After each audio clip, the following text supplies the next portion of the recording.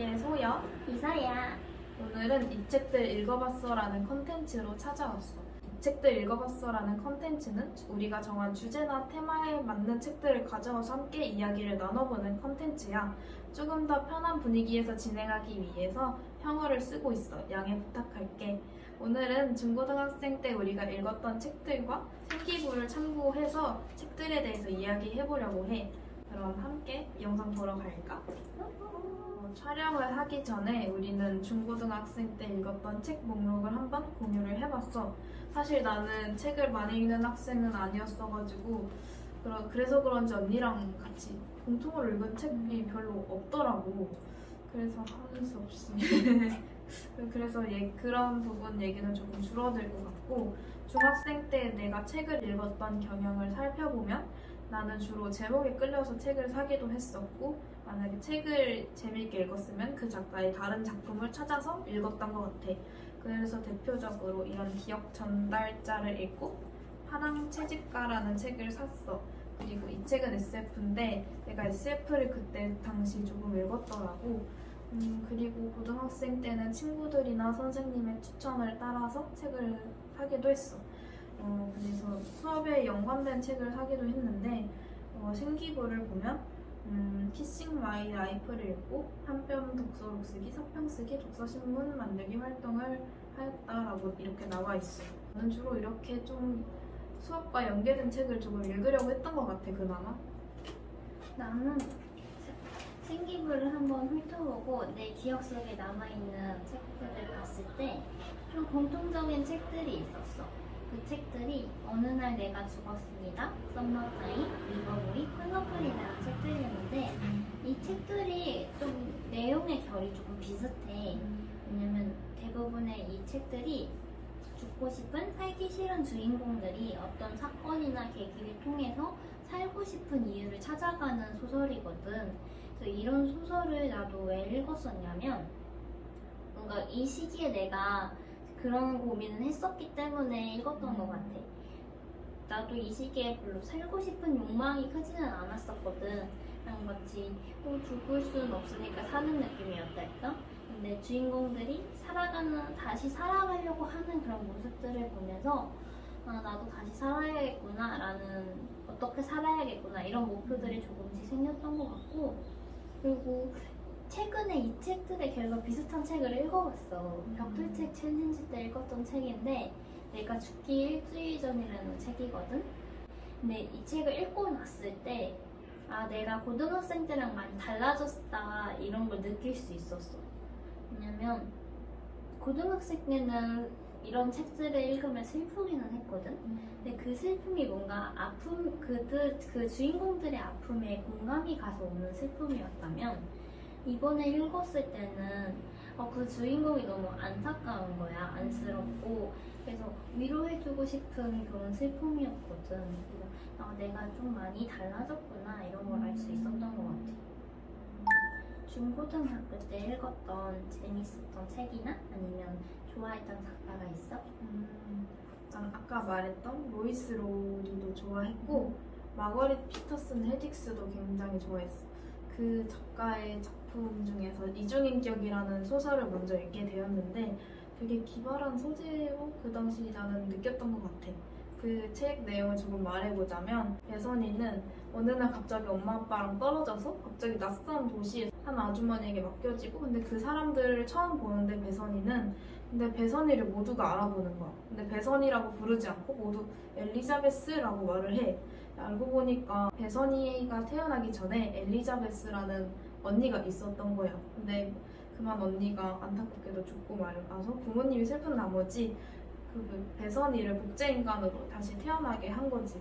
그런 충격적인 사실을 알고 배선이는 자신의 정체성에 대해서 고민을 하다가 점점 그것을 파헤치는 것으로 이야기가 진행이 돼. 나는 이게 또 흥미로웠던 게, 그냥 복제인간이라고 외관만 다 닮은 게 아니라 뭔가 성장도 똑같다라는 걸 보여줘서 되게 흥미로웠어. 시력도 언니랑 같은 나이에 나빠지고 키도 같은 나이에 훌쩍 커지고, 그런 점들이 굉장히 흥미로웠던 것 같아요.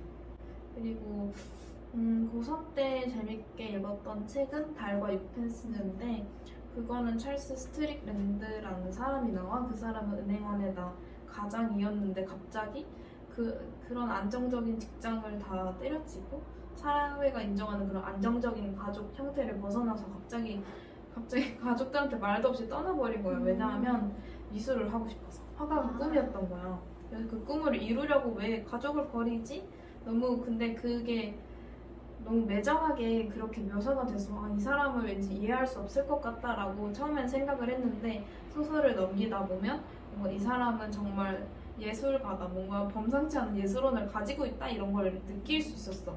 그래서 그런지 되게 뭔가 그 그림을 나는 본 적이 없지만 뭔가 매료되는 힘이 있어서 되게 좋았고, 그 스트릭랜드의 마지막 작품이 살짝 묘사가 돼. 근데 그게 너무 자세하게 되진 않는데 그 그림이 뭔가 머릿속에서 자연스럽게 떠오르더라고. 뭔가 사람들이 뭔가 엉켜 있을 것 같고, 뭔가 부둥켜 앉는 느낌으로 엉켜 있을 것 같고, 뭔가 흐릿한 형상의 되게 노란빛 바탕일 것 같은 거야. 나도 뭔가 말로 설명할 순 없지만 뭔가 머릿속에선 바로 그려지는 그런 경험이 되게 새로웠어가지고 되게 특별하게 기억을 하고 있는 작품이야. 나는 좋아했던 작가가 있었는데 고2 때 정말 이 작가에게 빠졌어. 그래서 책을 갖고 왔는데 구덩이라는 책을 쓰는 루이스 세커 작가야. 내가 처음으로 친구한테 추천을 받아서 루이스 세커 작가의 구덩이를 읽고 너무 재밌어서 학교 도서관에 있는 루이스 세커 작가의 책을 전부 다 찾아서 읽었었거든. 그 정도로 너무 재미있었어. 구덩이를 살짝 소개해보자면 조상 때부터 내려오던 저주와 초록호수라는 공간을 연기하면서 그 두 개의 비밀을 조금씩 파헤쳐 나가는 이야기야. 이 책 표지에서 보이는 이 사막 같은 곳이 초록호수라는 공간이거든. 그래서 현재 가족의 자식 중 한 명이 이 호수에 가게 되면서 그 저주가 또 연계되면서 이야기가 펼쳐져. 또 조상들이 왜 저주를 받았는지, 현재에는 또 어떻게 그 저주가 적용되고 있는지 이런 걸 교차가 보여주는데 그 교차 지점에 거의 복선이 있어. 그래서 결말까지 다 읽고 나면 복선이 이렇게 있었구나 라는 게 딱 떠오르면서 또 그 부분을 찾아 읽게 돼. 그래서 되게 그 복선을 찾는 그 느낌이 굉장히 짜릿하달까? 그래서 나는 이게 굉장히 재미있게 읽었던 책이었어. 근데 얼마나 재미있게 읽었으면 소설을 읽고 짜릿하다라고 말한 걸 들은 게 굉장히 오랜만인 것 같은데, 사실 내가 이 책이 알라딘 장바구니에 있거든. 사실 루이스 세커 유명한데 한 번도 내가 이 작가의 책을 읽어본 적이 없어서, 근데 언니 뭔가 이런 후기를 들으니까 꼭 사서 읽어야겠다 그런 생각이 들어. 맞아, 진짜 재밌어.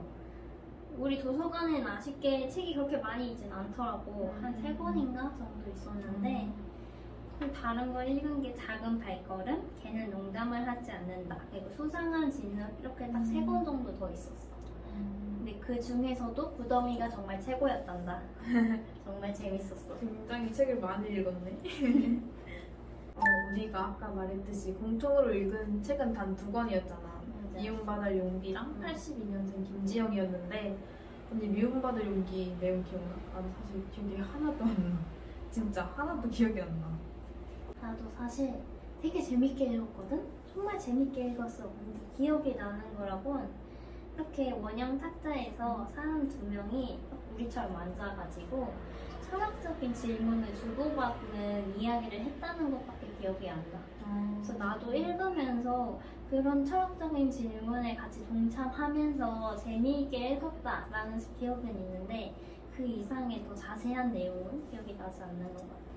나는 읽으면서 책을 많이 덮었던 기억이 나. 읽다 말다 이랬던 것 같아. 그러면 82년생 김지영에 대해서 얘기를 해보자. 일단 나는 여기 보면 2학년 때 82년생 김지영을 봤다고 나오는데, 나는 김지영을 읽고 나서 조금 생각을 굉장히 오래 했던 것 같아.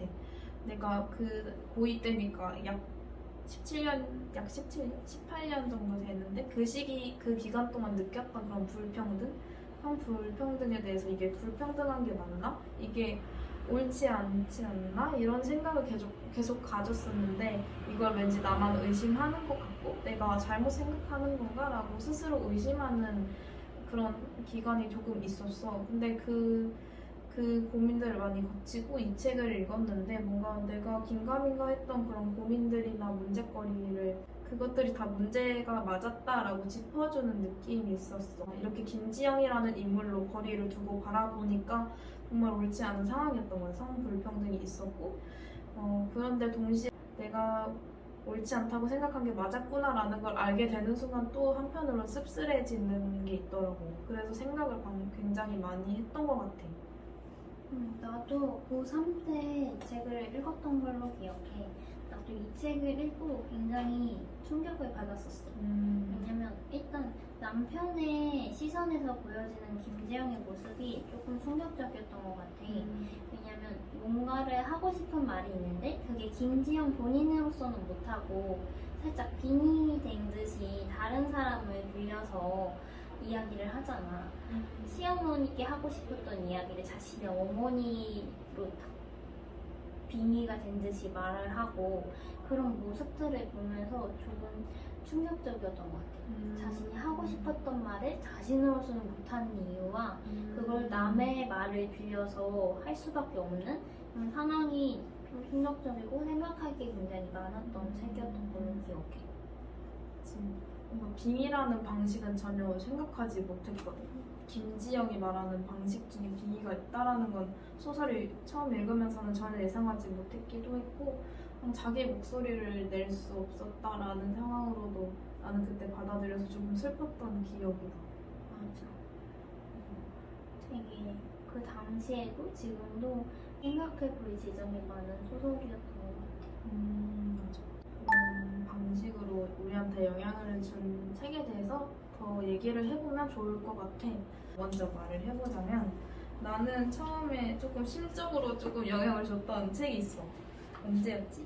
2학년 때 내가 채식주의자, 한강의 채식주의자를 읽었는데 그 되게 유명해. 이걸 읽고 조금 후유증을 앓는 사람들이 있다. 그럼 머릿속에 뭔가 기괴하고 되게 징그럽고 뭔가 잔인한 그런 모습들이 막 머릿속에서 그려지는 거야. 그런 우중충한 색들이 내 머릿속에 계속 떠돌아서 뭔가 학교 가서도 되게 심란해하고 되게 괴로워했어. 그래서 내가 어느 날 친구한테 나 이런 책을 읽었는데 이 책을 읽고 지금 너무 힘들어. 자꾸 이 이미지가 자꾸 떠올라. 라고 이렇게 말을 했는데 얼마 뒤에 친구가 그 책을 읽고 와서 나랑 같이 후유증을 앓은 거야. 그래서 그게 너무 슬픈데 웃겨가지고 그래서 그렇게 좀 심적으로 영향을 줬던 것 같아. 그래도 뭐 읽기는 잘했다라는 생각이 들었던 책이었고 또 영향을 준 책이 뭐가 있을까 생각을 해보면 로이스 로리의 이 기억 전달자라는 책인 것 같아. 이게 SF 4부작이라고 아까 말했잖아. 근데 이것도 SF다 보니까 새로운 세계관을 작가가 설정해서 보여주는데 이게 4권 4부작이니까 이 4권이 한 세상을 공유한다는 게 나한테 너무 흥미로웠어. 그래서 아까도 말했듯이 글쓰기에 영향을 준 것 같다라고 살짝 언급을 했었는데 이 책을 읽고 나도 이런 세계관 써보고 싶어, 뭔가 글 쓰고 싶어 라고 결심을 하게 된 그런 계기였고 이 책이 너무 흥미로우니까 다들 읽어보면 좋겠다 그런 생각도 드는 것 같아. 내가 그 당시 읽었던 책들이 조금 비슷하다고 했잖아. 그래서 그때 읽은 책들을 생기부에 어떻게 써줬냐면 어느 날 내가 죽었습니다를 통해 살아있다는 것에 감사와 주변 모든 것들에 대한 소중함을 느낌 이런 식으로 써져 있거든.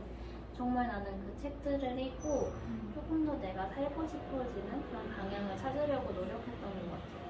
그리고 동시에 그런 책들을 읽으면서 위로를 받기도 해서 나도 소유처럼 나도 이런 글을 써봐야겠다라고 생각을 했던 것 같아. 그래서 내가 위로를 받은 만큼 나도 이런 글을 써서 어떤 사람들을 또 위로해줄 수 있지 않을까라는 생각이 들어서 문예창작과에 진학했다는 생각이 들었어.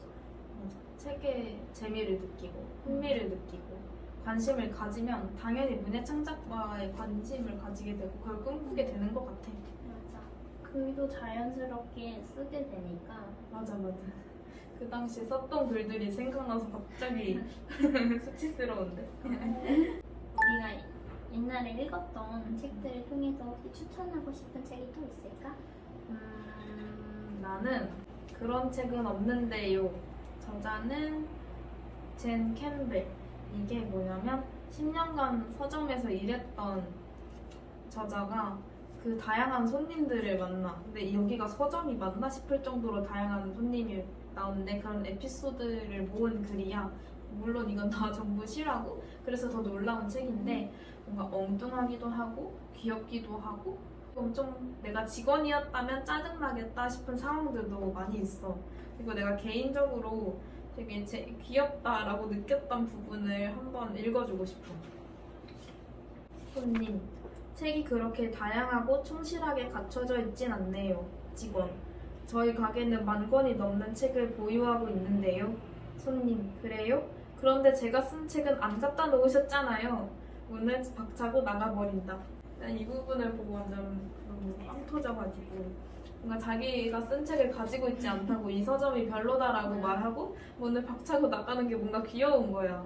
내가 직원이었다면 정말 황당하고 어이가 없었겠지만 아무튼 이런 류의 에피소드들이 많고 이 책을 또 추천하고 싶은 것은 만약에 여행을 가게 되면 다들 뭔가 책을 읽고 와야지 이런 생각을 하게 되는데 막상 가져가도 책을 다 읽지 않고 도로 가져오는 경우가 많은데 이 책은 되게 정말 짧은 에피소드들이고 되게 책을 딱 봤을 때 여유도 있고 뭔가 눈도 아프지 않아서 완독을 할 수 있을 것 같다라는 그렇게 확신을 할 수 있는 그런 책이어서 추천을 하고 싶어. 나도 추천하고 싶은 책이 있는데 바로 김여령 작가님의 가시고백이라는 책이야. 이 책을 내가 고1 때 수업 시간에 읽고 발표를 한 책이거든. 그래서 고1 때 산 거라 조금 오래되긴 했어. 책 자체가 안에도 보면 살짝 종이가 바래가지고 이렇게 됐는데 이 책을 간단하게 소개해보자면 이 가시고백이 가시가 우리가 마음속에 품고 있는 아픔 같은 걸 뜻하거든. 4명의 아이들이 각자 서로의 아픔을 가지고 있어. 그리고 그 아픔을 서로 이야기하면서 아, 나에게만 이 아픔이 있던 게 아니었구나 라고 알게 되면서 같이 그 아픔들을 이겨나가는 법을 터득하는 책이거든. 그래서 나도 이 책을 읽고 되게 생각이 의외로 많이 들었던 것 같아. 왜냐면 아이들이 굉장히 좀 발랄한 편이기도 해서 재미있고 후루룩 읽을 수도 있었거든. 근데 그 속에서 아이들의 아픔을 나도 알게 되니까 그 아픔에 대해 같이 생각을 해보게 되고 어떻게 하면 이 아이가 이 가시도 뺄 수 있을까 이런 생각도 해보게 되니까 조금 더 그때 아픔을 좀 공유할 수 있었던 것 같아. 이 4명의 아이들의 아픔이 우리가 한 번 정도는 10대 때 생각해봤던 그런 아픔의 종류여서 공감도 어느 정도 할 수 있었어. 그래서 나는 이 책을 추천하고 싶었어. 근데 뭔가 이렇게 오래되고 뭔가 낡은 거 보니까 몇 번 읽은 것 같은데 그래서 굉장히 뭔가 신뢰가 가는 그런 느낌이야. 지금까지 중고등학교 때 읽었던 책을 우리가 살펴봤어. 우리처럼 각자 중고등학교 때 어떤 책을 읽었는지 한번 추억여행을 떠나보는 거 어떨까? 그럼 다음에도 어떤 테마로 이 책들 읽어봤어 가지고 올지 기대해줘. 안녕.